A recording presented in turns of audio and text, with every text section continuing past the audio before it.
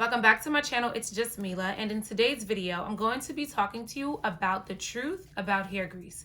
Is it good for our hair or is it bad for our hair? From the time I got on YouTube to learn about how to take care of loose natural hair, I've heard that petroleum jelly and mineral jelly or mineral oil were bad things for your hair. And so like everyone else, I avoided those things. I went out and I bought all of the expensive natural hair products that had coconut oil and shea butter and jojoba oil and almond oil and olive oil and these other butters and mango butter. And those are the products that I've been using on my hair. Now, recently I went to the beauty supply store and I was perusing the shelves looking for products that would work for my hair. And I came across a product that I used when I was younger, and it is Nature's Blessings, a hair pomade. What struck me about this product were the ingredients. So like any other product I'm going to buy, I look at the ingredients to make sure it can work for me. At the back, there is information about the product. It says, ingredients: nettle, rosemary, sage, peppermint, thyme, alfalfa, pure virgin olive oil, pure coconut oil, sage oil, rosemary oil, bergamot oil, chlorophyll from nettle and spinach, pure mineral jelly, natural fragrance, and good intention. So I read this, and to me, all of the ingredients sound amazing, except pure mineral jelly. And I saw it and I thought, that's not so great. That's not something I would typically put in my hair.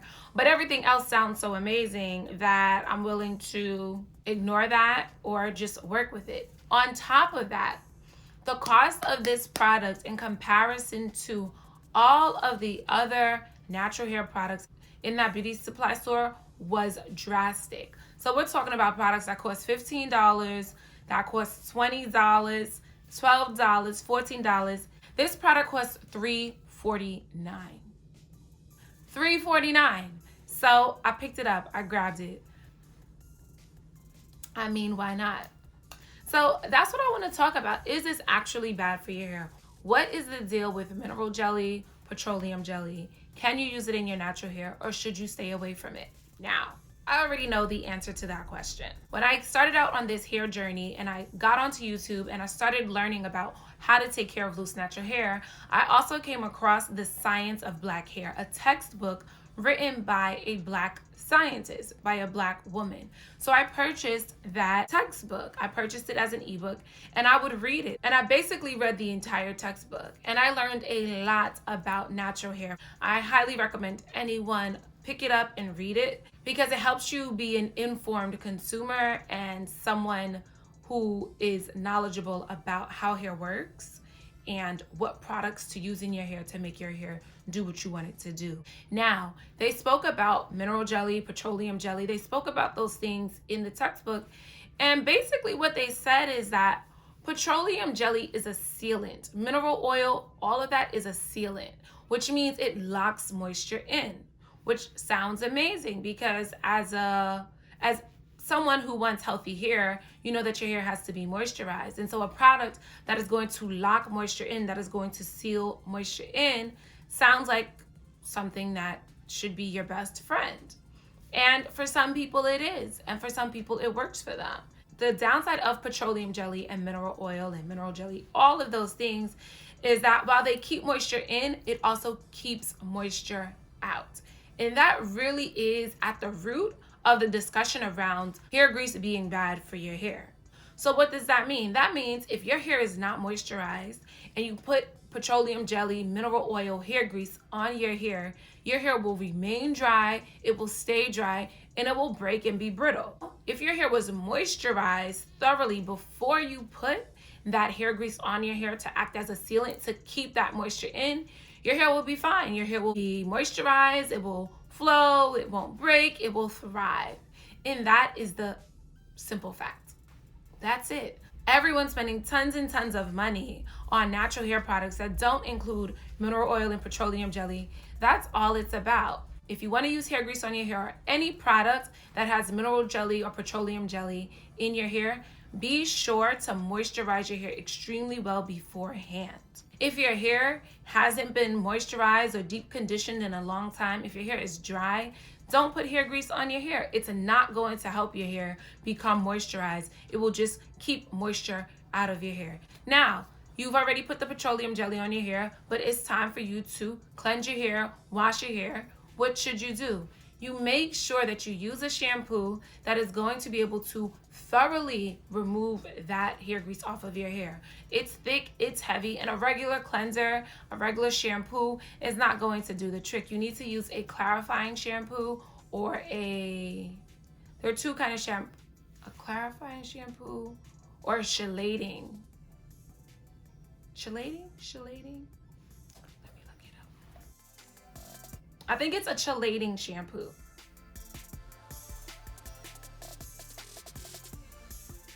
Okay.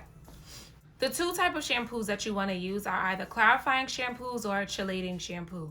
Both of these shampoos are strong cleansers that are used to remove product buildup and hard minerals off of your hair. A clarifying shampoo is good for removing product buildup and hair grease and all of those things. And a chelating shampoo is stronger than a clarifying shampoo, and it is used to remove hard minerals and metals and chlorine off of one's hair. Now, you obviously don't want to use these types of shampoos often because they really do strip the hair and remove any kind of residue or buildup that is present.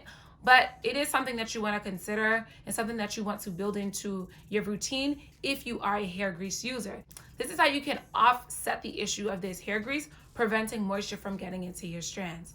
So again, if you use a hair grease on your head and you wash your hair but use a regular shampoo and then think your hair is getting moisturized, it's really not. Why isn't it? Because that mineral oil, that petroleum jelly, that hair grease is still sitting on your hair, preventing new moisture from penetrating that hair shaft. So what you want to do is use a clarifying shampoo to get that grease off of your hair so that you can properly put moisture back into your hair strands, and then you can seal it again with the hair grease.